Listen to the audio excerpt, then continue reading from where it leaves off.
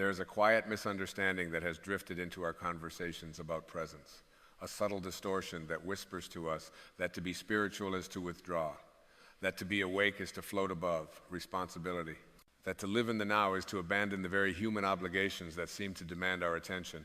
And yet the truth is far more gentle, far more practical, and far more liberating than that. Presence was never meant to remove you from life. It was meant to return you to it, not as a distracted, fearful, reactive self, but as a conscious participant who knows who they are while moving through the world of form. Being present does not mean sitting on the sidelines of your own existence, watching bills pile up, relationships strain, and dreams fade while you repeat soothing phrases to yourself. Presence is not an escape hatch. It is an anchor. It is the place from which real life can finally be lived, without the constant interference of anxiety, regret, and imagined futures that have not yet arrived and may never come. When you are present, you are not ignoring life. You are meeting it without resistance. The confusion arises because the ego, that restless narrator inside the mind, loves extremes.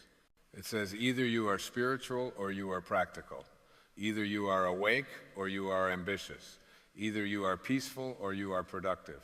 But the soul does not speak in either or language. The soul speaks in wholeness.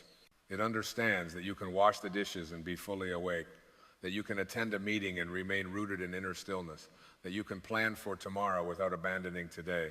Presence is not about refusing to think. It is about refusing to be enslaved by thought. There is a profound difference. You are allowed to plan, to organize, to take care of your responsibilities. What you are invited to release is the compulsive identification with the voice that says, "My worth depends on how well this turns out," or "I will be safe only when everything is under control." That voice is not wisdom. It is fear wearing the costume of responsibility. When you are present, you still show up to work, still care for your family, still pay attention to the details of your life. But you do so without the inner tension that drains your energy and clouds your judgment. You move from inspired action rather than frantic effort. You act because action is appropriate, not because your sense of self is on the line. This is the balance the ego cannot understand, but the soul recognizes instantly. The present moment is not fragile. It does not shatter when you think about the future or reflect on the past. It only dissolves when you forget that you are the awareness in which all thinking occurs. You can remember a mistake and still be present if you observe the memory without becoming it. You can plan a project and still be present if you notice the planning as a function of the mind rather than a definition of who you are. Presence is not the absence of thought, it is the absence of identification. Real life does not require you to abandon stillness. In fact, it requires it. Without inner presence, life becomes a series of reactions, one problem followed by another, each demanding more effort and producing less peace. With presence, life becomes a dialogue. You listen, you respond, you adjust, you trust. You begin to notice that when you are aligned with the now, solutions arrive more easily, conversations soften, and even difficult situations lose their sharp edges. There is a misconception that being present means you must always feel calm. But presence includes all of life, including moments of sadness, frustration, and uncertainty. The difference is that these experiences move through you rather than defining you. When you allow an emotion to be felt fully in the present moment, without judgment or storytelling, it completes itself. It does not linger as resentment or fear. It does not demand a lifetime of explanation. It simply passes, leaving you clearer than before. The ego resists this because it survives on unfinished emotional business. It thrives on grudges, on rehearsed arguments, on imagined victories and anticipated failures. Presence starves the ego of its favorite fuel. When you are here, now, without resistance, the ego has nothing to cling to. And this is why presence feels threatening at first. It asks you to let go of the familiar suffering you have learned to call my life. And balancing presence with real life begins with understanding that your doing does not define your being. You are not the role you play, the title you hold, or the productivity you produce. These are expressions of you, not explanations of you. When you forget this, you bring desperation into everything you do. When you remember it, you bring clarity. The same actions performed from these two different states of consciousness yield vastly different experiences. You can answer emails while being present. You can raise children while being present. You can build a business while being present. Presence does not slow you down, it removes the friction. It is the difference between swimming against the current and allowing the current to carry you while you steer. You still choose direction. You still exert effort, but you are no longer fighting life itself. The present moment is where wisdom lives, not because it contains magical answers, but because it is the only place where you can hear the quiet guidance that is always speaking beneath the noise of fear. When you are truly present, intuition becomes accessible. You sense when to speak and when to remain silent, when to push forward and when to pause. This guidance is not dramatic. It does not shout. It feels like a gentle knowing, a calm certainty that does not need justification. Ignoring real life often comes from being lost in imagined futures or unresolved pasts, not from being present. When you are present, you notice what needs attention now. Not everything, not forever, just now. And this simplicity is profoundly healing. The mind wants to solve your entire life in one afternoon. The soul asks only that you take the next honest step. There is freedom in recognizing that you do not have to carry yesterday into today. You can learn from it without dragging it behind you like a heavy suitcase. Presence allows memory to become wisdom rather than baggage. You extract the lesson and release the emotional charge. You keep the insight and let go of the identity that says, this is who I am because of what happened. The same is true for the future. Planning does not require worry. Preparation does not require fear. You can set intentions without attaching your happiness to their fulfillment. When you do, you remain open to outcomes that may differ from your expectations but serve you in ways you could not have predicted. Presence keeps you flexible. The ego demands certainty. The soul trusts unfolding. Balancing presence with real life also means honoring your humanity. You are not here to transcend the world by rejecting it. You are here to experience it consciously. The body, the senses, the emotions, the relationships, all of these are part of your spiritual curriculum. Presence invites you to inhabit them fully without losing yourself in them. You enjoy without clinging. You care without controlling. You commit without imprisoning yourself in rigid identities. As you practice this balance, you may notice that life becomes less about forcing and more about allowing. Not passive allowing, but intelligent cooperation with the flow of events. You begin to see that many of the things you once struggled to control resolve themselves when you stop interfering with fear-based effort. Presence reveals the difference between action that arises from alignment and action driven by insecurity. There is a deep kindness in presence, toward yourself and toward others. When you are present, you listen without rehearsing your response. You see people as they are rather than as characters in your internal drama. Compassion arises naturally because you are no longer preoccupied with defending a fragile self-image. You recognize the shared human condition beneath the surface differences. This does not mean you become passive or permissive. Presence does not erase boundaries. It clarifies them. When you are present, you say no without guilt and yes without resentment. You act from clarity rather than obligation. You understand that honoring yourself is not selfish. It is honest. And honesty is the foundation of real connection. The ultimate balance is this: to be fully engaged with life while remaining unattached to the story the ego tells about it. To participate wholeheartedly without losing your center. To care deeply without forgetting who you are. This is not a technique to master, it is a remembering. A gentle return to the truth that you are the awareness in which life unfolds, not the sum of the events themselves. When you live this way, presence becomes portable. It is not confined to meditation cushions or quiet mornings. It walks with you into conversations, decisions, and challenges. It reminds you again and again that nothing is missing in this moment, that your worth is not postponed, that peace is not a reward for future success, but a quality of being available now. And from this place, real life does not feel like an interruption to your spirituality.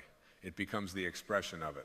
You live, you act, you plan, you respond, but you do so anchored in the knowing that beneath all roles and responsibilities, you are already whole, already enough, already home.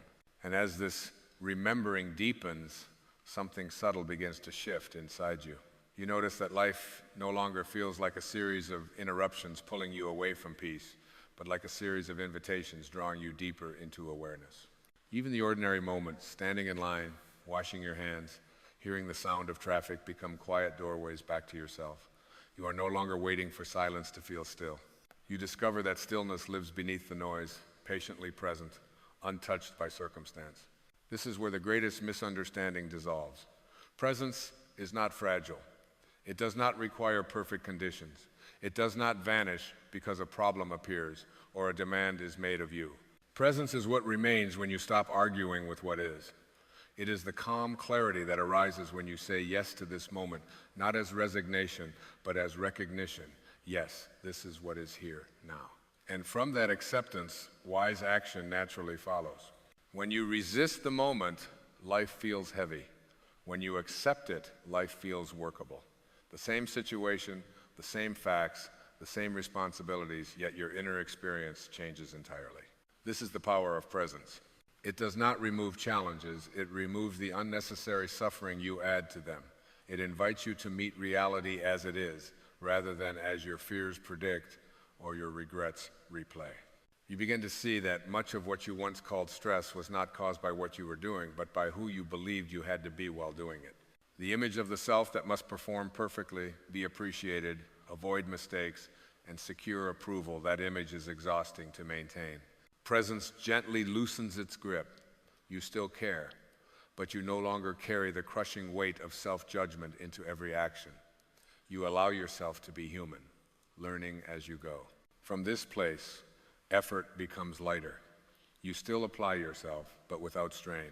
You still pursue goals, but without tying your identity to the outcome. There is a quiet joy in doing what is needed simply because it is what this moment asks of you. No drama, no inner commentary, just engaged attention, infused with awareness. And something remarkable happens when you live this way. Time seems to soften. You are no longer rushing through moments in order to arrive at a future where you imagine happiness will finally begin. You discover that happiness was never waiting at the end of the journey. It was quietly available in the quality of attention you brought to each step along the way. The destination loses its tyranny, the journey regains its meaning. This does not mean you abandon ambition or aspiration. It means your aspirations become aligned with your deeper nature. You are no longer chasing fulfillment as though it were missing from you. You are expressing what already lives within you. Creativity flows more freely when it is not burdened by fear. Service becomes more sincere when it is not used as a strategy for validation. Success becomes more graceful when it is not confused with self-worth. Presence also transforms the way you relate to uncertainty. The mind wants guarantees. It wants clear answers and predictable outcomes. But life does not operate on contracts. It unfolds through possibility. When you are present, you make peace with not knowing everything in advance. You trust yourself to respond wisely when the next moment arrives. This trust is not naive. It is grounded in the lived experience that you have navigated countless moments before, often without the certainty you thought you needed. In this trust, fear loosens its hold. You realize that much of what you feared never actually happened, and much of what did happen was manageable when met one step at a time. Presence teaches you that you are more resilient than the anxious mind suggests. You are capable of meeting life as it comes, not because you control it, but because you are rooted in something deeper than circumstance. As you continue living this way, relationships begin to change. You listen more fully, not to fix or impress, but to understand. You speak more honestly, not to dominate or defend, but to connect. You notice when your reactions arise from old conditioning rather than current reality, and you choose again. Presence gives you this space, the pause between stimulus and response, where freedom lives. This pause is sacred. It is where old patterns lose their power. It is where forgiveness becomes possible, not as a moral obligation, but as a natural release. You see that holding on to resentment keeps you anchored to the past, while presence invites you into freshness. Forgiveness, then, is not something you do for others. It is something you allow for yourself, so that your energy is no longer trapped in what cannot be changed. Gradually, you stop seeking peace as an achievement. You stop treating stillness as a reward for having completed your responsibilities perfectly. You understand that peace is not opposed to action. It is the quality you bring to action. It is the inner posture from which life flows more smoothly, more intelligently, more compassionately. And in this understanding, the division between spiritual life and practical life dissolves. There is no longer a need to escape the world to find truth. Truth meets you where you are, in the middle of your commitments, your challenges, your daily routines. Every moment becomes a teacher, not because it is special, but because you are present. You come to see that being here now is not a small thing. It is the doorway to freedom. Not freedom from life, but freedom within it. The freedom to respond rather than react. The freedom to care without clinging. The freedom to live fully without losing yourself in the story of who you think you must be. And as this freedom becomes familiar, a quiet gratitude arises, not because life is perfect, but because it is real, and you are finally meeting it as you are, awake, grounded, whole. Living in the world, yet no longer lost within it. And this wholeness, once tasted, begins to guide you in ways that feel almost invisible, yet unmistakably real. You start to notice that life no longer asks you to push so hard, to brace yourself so tightly, to armor your heart against every possible outcome. There is a soft confidence that grows inside you, not the confidence of ego that demands recognition, but the confidence of alignment that needs no applause. You trust the rhythm of your own being. You move when it is time to move. You rest when it is time to rest. You no longer confuse constant motion with meaning. Presence teaches you the art of right timing. When you are no longer racing ahead of yourself, you sense when effort is useful and when it is unnecessary. You recognize that forcing outcomes often creates resistance, while allowing clarity to emerge invites cooperation from life itself. This is not passivity, it is intelligence. It is the wisdom of acting in harmony rather than in opposition. You may notice that the mind still visits you with its old habits, replaying conversations, forecasting disasters, measuring your worth against imagined standards. But now, these thoughts pass through a larger space. They no longer define the room. You watch them arise and dissolve like clouds drifting across an open sky. The sky does not argue with the clouds. It does not chase them away. It simply remains vast, and so do you. From this vastness, compassion deepens, not as a concept, but as a lived experience. You see more clearly that others are also navigating their own fears, their own conditioning, their own longing to be at peace. This understanding softens judgment. It does not mean you excuse harmful behavior, but you stop personalizing it. You respond from clarity rather than from wounded pride. You protect your boundaries without hardening your heart. There is a quiet humility that accompanies presence. You realize you do not need to have all the answers to be at ease. You do not need to control every variable to feel secure. Life becomes less about proving and more about participating. You engage fully, yet you allow room for mystery. You accept that not everything needs to be resolved immediately or even understood completely for it to be meaningful. In this acceptance, patience grows. You become less hurried, not because you have less to do, but because you are no longer fighting the moment you are in. You give your attention where it belongs, instead of scattering it across imagined timelines. You notice that when attention is whole, even simple actions carry a sense of depth and satisfaction. You are no longer half here and half somewhere else. You are here. And in being here, you begin to feel a subtle joy that does not depend on circumstances. It is not excitement or pleasure, though those may come and go. It is a gentle contentment, a quiet okayness with existence itself. You recognize this joy not as something you have achieved, but as something you have uncovered. It was always present, waiting beneath layers of striving and resistance. As this joy settles in, fear loses its authority. You still feel it at times. Fear is part of the human experience, but it no longer dictates your choices. You listen to it without obeying it. You thank it for its concern, and then you act from a deeper place. This is courage born of presence, not bravado. It is the courage to remain open in a world that often encourages contraction. You start to see that life is not asking you to become someone else. It is asking you to stop pretending to be who you are not. The effort you once poured into maintaining images, meeting expectations, and defending identities begins to fall away.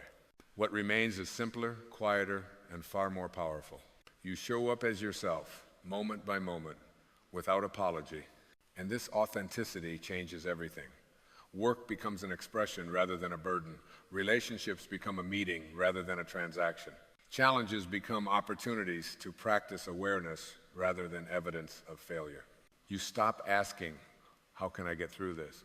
and begin asking, how can I be present within this? The question itself shifts the experience eventually. You understand that presence is not something you turn on and off. It is your natural state when you stop interfering with it. It is who you are beneath the noise of becoming. Real life does not pull you away from this truth. It reveals where you have forgotten it. Each moment offers you a choice, not between spirituality and practicality, but between unconscious habit and conscious living. And so you continue, not striving for some final state of perfection, but returning again and again to now. Gently, patiently, without judgment. You live your life fully engaged, fully responsible, fully human, yet anchored in the quiet knowing that at the deepest level, nothing essential is missing. You are here, you are awake, and that is more than enough. And from this simple knowing, a deeper tenderness begins to infuse the way you move through your days. You no longer approach life as a problem to be solved, but as a relationship to be honored. Each moment becomes something you meet, not something you conquer. Even difficulty is no longer an enemy. It is a signal, a messenger, asking for attention rather than resistance. You learn to listen beneath the surface of events, to sense what life is quietly asking of you now. You start to notice that exhaustion often came not from the weight of responsibility, but from the inner struggle against what already was. The arguing with reality, the wishing it were different, the subtle refusal to accept the texture of the present moment. When that struggle dissolves, energy returns, not as a burst of adrenaline, but as a steady, sustainable vitality. You feel less depleted by life because you are no longer fighting it. Presence also invites a new relationship with effort. You realize that not all effort is equal. There is effort that feels tight, anxious, driven by fear of falling behind or being left out. And there is effort that feels clean, purposeful, guided by clarity. The actions may look similar on the outside, but inside they come from entirely different sources. One drains you, the other nourishes you. Presence teaches you how to tell the difference. As you become more attuned to this inner guidance, you begin to trust yourself in a new way. Not the self-image constructed by past successes or failures, but the deeper intelligence that has always been quietly orienting you toward growth. You see that you have survived moments you once believed would break you. You have adapted, learned, softened, and expanded in ways the fearful mind could not have predicted. This realization brings a grounded confidence that does not depend on circumstances lining up perfectly. With this confidence comes a gentler approach to decision-making. You stop demanding absolute certainty before taking a step. You understand that clarity often follows action, not the other way around. Presence allows you to take the next appropriate step without needing to see the entire path. You act from what feels aligned now, trusting that life will reveal what comes next when it is time. This trust does not make you careless. It makes you attentive. You are more responsive to feedback, more willing to adjust, less attached to being right. You learn to course correct without self-criticism. Mistakes become information rather than indictments. You meet them with curiosity instead of shame. This is how learning truly happens, when awareness replaces judgment. In this way, presence becomes deeply practical. It improves how you work, how you communicate, how you solve problems. Because when you are present, you are actually here. You are not diluted by mental noise or emotional residue from other moments. Your attention is focused, and focused attention is powerful. It brings precision to action and warmth to interaction. You may also notice that the need to rush diminishes, not because life slows down, but because you are no longer running from yourself. The urgency that once drove you was often fueled by an unconscious belief that something was lacking, that you needed to get somewhere else to finally be okay. Presence gently dismantles this belief. You discover that okayness is not a future achievement, it is a present recognition. From this recognition, gratitude begins to arise naturally. Not forced gratitude, not the kind that denies pain or difficulty, but a quiet appreciation for the fact of being alive at all. You feel it in small moments, the warmth of light, the rhythm of breath, the simple fact that you are here to witness this day. Gratitude grounds you. It brings you back into the body, back into the immediacy of experience. And as you live more from this grounded place, you realize that presence does not isolate you from others. It connects you more deeply. You are less defensive, less reactive, more available. You meet people where they are, without needing them to be different in order for you to be at peace. This does not mean you tolerate what is harmful. It means you engage from clarity rather than from fear. Over time, the question you carry through life subtly changes. It is no longer, how do I manage everything or how do I get ahead? It becomes, how can I bring awareness into this moment? And that single shift transforms everything it touches. Because awareness is the one thing that can be applied anywhere, at any time, without depletion. Eventually, you stop trying to balance presence and real life because you see they were never separate. Presence is the way real life is lived consciously. Without it, you are merely surviving routines and reacting to pressures. With it, you are participating in the unfolding of your own existence with clarity and grace. And so you continue, not perfect, not finished, not above the messiness of being human, but awake within it. Returning again and again to this moment, letting life be exactly what it is, while allowing yourself to be exactly who you are. This is not an escape from life. It is finally being here for it. You're not failing. Even though it may feel that way when you wake up with a heaviness in your chest, when effort doesn't seem to match reward, when the path you thought would open before you instead curves back on itself and asks you to walk more slowly, more consciously, more honestly. What if this moment is not evidence of something going wrong, but an invitation to see more clearly what has always been trying to come through you? What if life is not pushing you away, but drawing you inward, asking you to remember something essential about who you are, before the noise of comparison, before the endless measuring, before the idea took root that your worth could be evaluated by outcomes, timelines, or the approval of others? There is a profound misunderstanding we carry, often silently, often painfully, that life is supposed to cooperate with our plans in order for us to feel validated. We believe that success is proof of alignment and that struggle is proof of error. Yet the deeper wisdom of existence operates on a very different principle. Life does not test you to see if you are worthy. Life tests you to reveal to you what you already are. And when you resist the test, when you label it as failure, when you argue with reality and say, this shouldn't be happening, you create suffering that has nothing to do with the event itself and everything to do with the story you are telling about it. You see, the ego thrives on judgment. It is constantly grading your life, assigning meaning to every delay, every rejection, every detour. It whispers that you are behind, that you missed your chance, that others have figured something out that you somehow failed to learn. The ego wants to keep you trapped in comparison because comparison is how it survives, but the soul does not compare. The soul observes, understands, and gently redirects. The soul knows that timing is not punishment and that waiting is not wasted. The soul understands that what looks like stagnation from the mind is often incubation from a higher intelligence. When a seed is placed in the soil, nothing appears to be happening for a long time. If you judge that process by surface evidence alone, you might conclude that the seed is defective or that the earth has rejected it. But something remarkable is taking place beneath the surface, invisible yet precise, guided by an intelligence that does not hurry and does not doubt. In the same way, there are seasons in your life when growth is occurring internally, quietly rearranging your priorities, dissolving old identities, strengthening roots that will one day support a much larger expression of who you are. To call that season failure is to misunderstand the nature of growth itself. You are not here to prove your worth to the world. You are here to remember your alignment with something far greater than the world's approval. Life tests you not with cruelty, but with clarity. It places you in situations that reveal where you are still attached to outcomes, where you are still trying to control rather than trust, where you are still believing that your value fluctuates based on results. Each test is a mirror.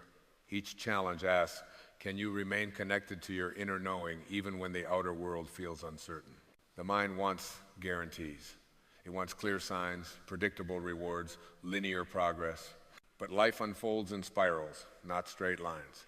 You revisit themes, lessons, relationships, and emotions, not because you failed to learn them the first time, but because you are being invited to meet them from a higher level of awareness. The same situation can feel unbearable at one stage of consciousness and deeply instructive at another. What changes is not the event, but your relationship to it. There is a quiet power that emerges when you stop interpreting every difficulty as a personal flaw, When you no longer ask, what is wrong with me?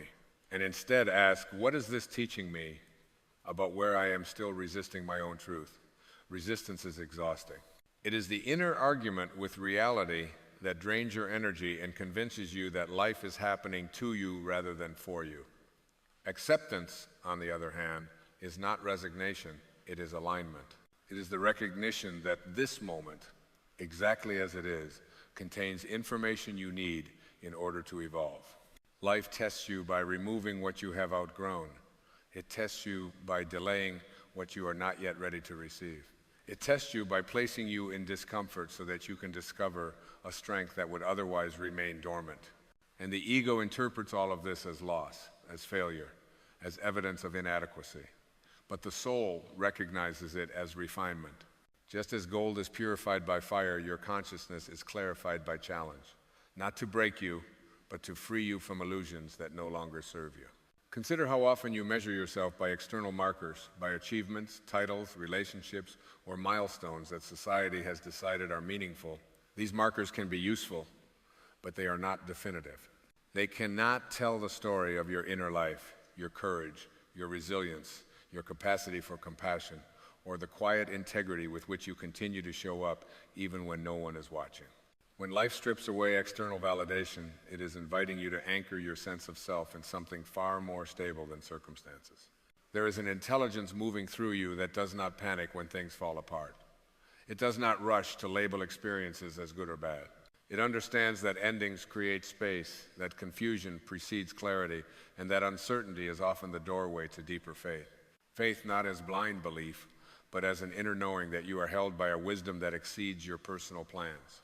When you trust this intelligence, you stop fighting the current and begin to move with it.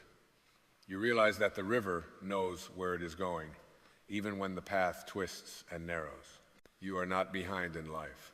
There is no universal schedule you are failing to meet. Time, as the ego understands it, is a psychological construct. The soul operates outside of urgency. It knows that each experience arrives precisely when you are capable of integrating it, even if your mind insists otherwise. When something does not work out, it is not proof that you are unworthy. It is often proof that your soul is guiding you away from a path that would have kept you small, distracted, or disconnected from your deeper purpose. Life tests you by asking you to let go of identities that once felt necessary. You may have defined yourself by being the one who pleases, the one who sacrifices, the one who endures silently. And when those roles no longer sustain you, discomfort arises. The ego resists this discomfort because it equates familiarity with safety. But growth requires you to release old self-images, even the ones that once earned you approval. In doing so, you may feel temporarily unmoored, unsure of who you are becoming. This is not failure. This is transformation in motion. There is a subtle yet profound shift that occurs when you stop asking life to be easier and start asking yourself to be more present. Presence changes everything. When you are fully here, not projecting fear into the future or replaying regret from the past, you discover that this moment is workable, breath by breath, choice by choice. You regain access to your inner authority. You realize that peace is not something you earn after everything falls into place. Peace is something you practice now, regardless of conditions. The ego says, I will be at peace when I succeed. The soul says, I succeed when I am at peace. This reversal is life-altering. When your sense of well-being is no longer dependent on outcomes, you become resilient. You stop outsourcing your happiness to circumstances you cannot control. You begin to act from inspiration rather than fear, from clarity rather than desperation. And paradoxically, it is from this state of inner alignment that meaningful accomplishments naturally arise. Life tests you to see if you will remember who you are when the familiar structures dissolve. Will you collapse into self-judgment, or will you lean into self-compassion? Will you cling to old narratives, or will you allow yourself to be redefined by a deeper truth? Every challenge carries this question, and each time you respond with awareness rather than reactivity, you pass the test not because the difficulty disappears, but because it no longer defines you. You are a participant in a vast, intelligent unfolding. Your life is not a random sequence of events, but a coherent process of awakening. Even the moments that feel chaotic or painful are contributing to this process. When you trust that there is meaning beyond what you can immediately see, you relax your grip on control. You allow life to surprise you. You make room for possibilities that could not have emerged from your original plan. The greatest freedom comes from releasing the belief that you must constantly prove yourself. You do not need to earn your right to exist, to rest, to feel joy, or to explore new directions. Your worth is intrinsic. It was not granted by success, and it cannot be revoked by difficulty. When you internalize this truth, tests lose their power to intimidate you. They become conversations rather than verdicts. Life will continue to test you, not because you are lacking, but because you are expanding. Each test refines your awareness, strengthens your intuition, and deepens your trust in the unseen forces that support you. And one day, often without dramatic fanfare, you will look back and realize that what you once called failure was actually preparation. What felt like being lost was actually being redirected. What seemed like an ending was a necessary clearing. You are not failing. You are being shaped. You are being asked to step out of the small story of inadequacy and into the larger truth of your spiritual identity. You are being reminded that you are more than your thoughts, more than your circumstances, more than the temporary roles you play. You are an expression of a creative intelligence that does not make mistakes. When you meet life's tests with curiosity instead of condemnation, with presence instead of panic, something extraordinary happens. You stop fighting yourself. You begin to listen, and in that listening, you hear a quiet, steady voice within you saying, "Trust this process. You are exactly where you need to be." And as you continue to listen to that inner voice, something subtle begins to soften inside you. The urgency to fix everything at once loosens its grip. You notice that the pressure you've been carrying was never imposed by life itself, but by the belief that you were somehow late to your own becoming. When that belief dissolves, even slightly, space opens up for grace. Grace does not arrive with fireworks or declarations. It arrives quietly, as relief, as permission. As the gentle realization that you do not need to wrestle your way into alignment, you simply need to stop resisting the truth that has always been present. There is a remarkable freedom in recognizing that life is not asking you to be perfect. It is asking you to be honest. Honest about what no longer fits. Honest about what you are afraid to release. Honest about the difference between who you have been performing as and who you are longing to become. Tests often appear when you are living from an outdated self-concept, when your outer life no longer matches your inner evolution. The discomfort you feel is not a signal to retreat, but a signal to realign. You begin to see that many of the obstacles you encounter are not barriers, but thresholds. They ask a single question again and again. Will you choose fear or will you choose trust? Fear insists that you tighten your grip, defend your position, and cling to what is familiar. Trust invites you to relax into the unknown, to take one conscious step without demanding to see the entire staircase. Trust is not passive. It is an active surrender, a deliberate decision to cooperate with a wisdom that operates beyond the limited scope of the thinking mind. When you stop interpreting uncertainty as danger, curiosity naturally arises. Curiosity shifts your energy from contraction to expansion. Instead of asking, "Why is this happening to me?" you begin to ask, "What is trying to emerge through me now?" This question transforms the experience of being tested into an experience of being initiated. You are no longer a victim of circumstances. You are a participant in your own awakening. There is a rhythm to life that becomes audible when you quiet the mental noise. You notice that things fall away in waves, not all at once. That clarity comes in layers, not sudden revelations. This rhythm is intelligent. It respects your capacity. It does not overwhelm you with more than you can integrate. Even when events feel intense, there is a precise calibration taking place beneath the surface. Nothing is random. Nothing is wasted. You may discover that some of the hardest tests involve letting go of how you thought your life should look. Expectations can become invisible cages when you mistake them for truth. You grieve the versions of yourself you imagined you would become by now, the timelines you quietly committed to, the outcomes you believed would validate your effort. Grief is not weakness, it is honesty. And when you allow yourself to feel it without judgment, it passes through you, leaving behind a deeper clarity about what truly matters. What truly matters is not whether you meet external benchmarks, but whether you remain connected to your inner guidance. This guidance speaks through feelings of resonance and dissonance, through a sense of ease or contraction, through moments of quiet knowing that cannot be logically explained.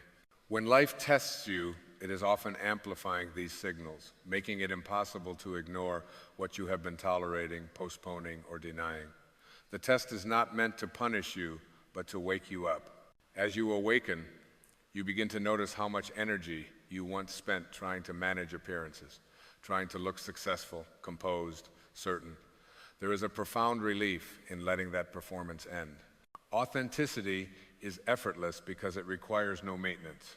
When you stop pretending to have it all figured out, you give yourself permission to be guided moment by moment. You become teachable again, open again, receptive to insights that were previously drowned out by the need to appear confident. Life tests you to see if you will trust your inner compass, even when the outer map is unclear. This trust grows incrementally. Each time you choose alignment over approval, presence over prediction, compassion over criticism, the connection strengthens. You feel less reactive, more centered, less dependent on outcomes to determine your sense of worth. You realize that peace is not fragile, it is resilient when it is rooted within. There is a point, often unnoticed at first, when the question shifts. You stop asking, when will this test end? And start asking, who am I becoming through this?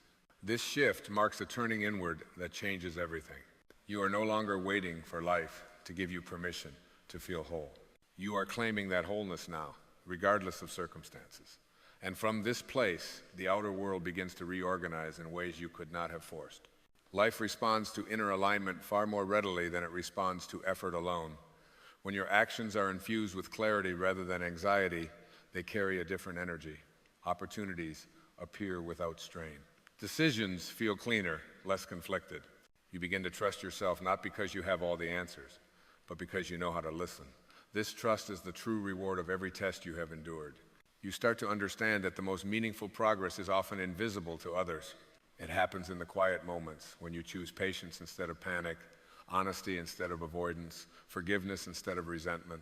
These choices recalibrate your entire experience of being alive. They free you from the illusion that your life is something to be fixed and reveal it as something to be lived consciously. And in this conscious living, you recognize a deeper truth. You are not separate from the intelligence that guides the universe. You are an expression of it. The same force that orchestrates the unfolding of galaxies is present in your breath, your intuition, your capacity to love and to learn. When life tests you, it is this intelligence inviting you to remember your connection to it, to move beyond the small self that feels threatened and into the expanded awareness that knows it is supported. You are not being measured against an external standard. You are being invited into a deeper relationship with yourself. Each test peels away another layer of illusion, another false belief about who you need to be in order to belong. And what remains when the layers fall away is something remarkably simple and profoundly strong. Your natural state of clarity, compassion, and trust. So when the next challenge arises, and it will, meet it with a gentler gaze. Breathe into it. Ask what it is revealing rather than what it is taking away. Remember that you are not failing your way through life, you are awakening your way through it. And every test, no matter how uncomfortable, is guiding you back to the same quiet truth. You are supported, you are learning, and you are exactly where you are meant to be. And as this understanding settles more deeply within you, you may notice that the old urge to rush ahead begins to lose its authority. The compulsion to arrive somewhere else, to become someone else before you grant yourself permission to breathe, slowly dissolves. You realize that the idea of arrival was always an illusion created by the mind, a promise that fulfillment lives in a future moment rather than in the awareness you are cultivating right now. Life was never withholding peace from you, it was waiting for you to stop postponing it. There is a sacred patience woven into the fabric of existence. It does not pressure the flower to bloom before its season, nor does it shame the night for lasting longer than expected. Yet we often deny ourselves this same patience. We scold our own unfolding. We judge our pauses. We treat rest as weakness and uncertainty as incompetence. Life tests you by asking a simple but radical question. Can you allow yourself the same compassion you instinctively grant to the natural world? When you do, something begins to heal at a very deep level. You stop seeing yourself as a problem to be solved and start experiencing yourself as a process to be honored. You understand that growth is not a straight ascent, but a series of expansions and contractions, each one essential. The contraction pulls you inward so you can listen more closely. The expansion carries you outward so you can express what you've learned. Both are necessary. Neither is a mistake. You may notice that the moments which once triggered fear now invite reflection. The silence that once felt empty now feels spacious. The unanswered questions that once tormented you now gently guide you toward humility. Humility not as self-diminishment, but as alignment with truth, the truth that you do not need to control life in order to cooperate with it. Control is the ego's attempt to feel safe in an uncertain world. Trust is the soul's recognition that safety comes from connection, not domination. Life tests you by disrupting familiar patterns so you can see them clearly. When routines break, when relationships shift, when identities dissolve, you are given a rare opportunity to observe who you are without the props you once relied on. This can feel unsettling, even frightening, but beneath that discomfort is a powerful invitation to discover the part of you that remains steady regardless of circumstances. This part is not loud. It does not argue or defend itself. It simply knows. As you spend more time resting in this knowing, you become less reactive to external fluctuations. Praise does not inflate you. Criticism does not define you. Success does not intoxicate you. Failure does not devastate you. You begin to live from an inner reference point that is stable, calm, and quietly confident. This is not detachment from life. It is deep engagement without attachment. You care fully, but you cling lightly. There is a remarkable shift that occurs when you stop asking life to make sense according to your preferences. Meaning reveals itself not through force, but through presence. When you stay present with what is unfolding, even when it is uncomfortable, layers of understanding gradually emerge. You see how past challenges refined your discernment, how disappointments redirected your values, how moments of loss stripped away illusions and revealed what could never be taken from you. You begin to trust that even confusion has a purpose. Confusion humbles the intellect and opens the door to intuition. It creates a pause in habitual thinking, allowing new insights to surface. When you no longer rush to escape confusion, it transforms from a threat into a teacher. Life tests you to see if you will remain open when clarity has not yet arrived, if you will stay curious instead of cynical. And slowly, almost imperceptibly, your relationship with effort changes. You still take action, but it no longer feels frantic or desperate. Action arises from alignment rather than anxiety. You move because it feels true, not because you are trying to outrun fear. In this state, even small steps feel significant because they are taken consciously. You understand that the quality of your presence matters far more than the quantity of your achievements. You may find yourself releasing old resentments, not because anyone apologized or circumstances changed, but because you no longer want to carry their weight. Resentment requires constant attention. It keeps you tethered to the past, rehearsing stories that reinforce separation. Life tests you by showing you how heavy this burden is until you are ready to set it down. Forgiveness then emerges naturally, not as a moral obligation, but as an act of self-liberation. As forgiveness deepens, compassion expands. You see that others, like you, are navigating their own tests, often unconsciously. Their behavior reflects their level of awareness, not your worth. This understanding softens judgment and creates space for empathy. You stop taking everything personally because you recognize that most actions arise from fear or confusion, not malice. In this recognition, your heart becomes lighter, more available, more free. Life tests you not to harden you, but to open you. Each challenge stretches your capacity to love, to trust, to remain centered amid change. You are not meant to emerge from these tests armored and rigid. You are meant to emerge resilient and flexible, grounded yet expansive. Strength, in its truest form, is not resistance, it is responsiveness. And there comes a moment, often quiet, often unannounced, when you realize that you are no longer waiting for life to begin. You are living it fully, consciously. You are participating rather than postponing. The tests may continue, but they no longer threaten your sense of self. They arrive as reminders to return to presence, to realign with truth, to listen more deeply. In this way, life becomes less of a battle and more of a dialogue. You speak through your choices. Life responds through experience. And in this ongoing conversation, you come to trust that you are being guided moment by moment toward greater clarity and inner freedom. You are not failing. You never were. You are learning how to live from the inside out, and that learning is the most meaningful success there is.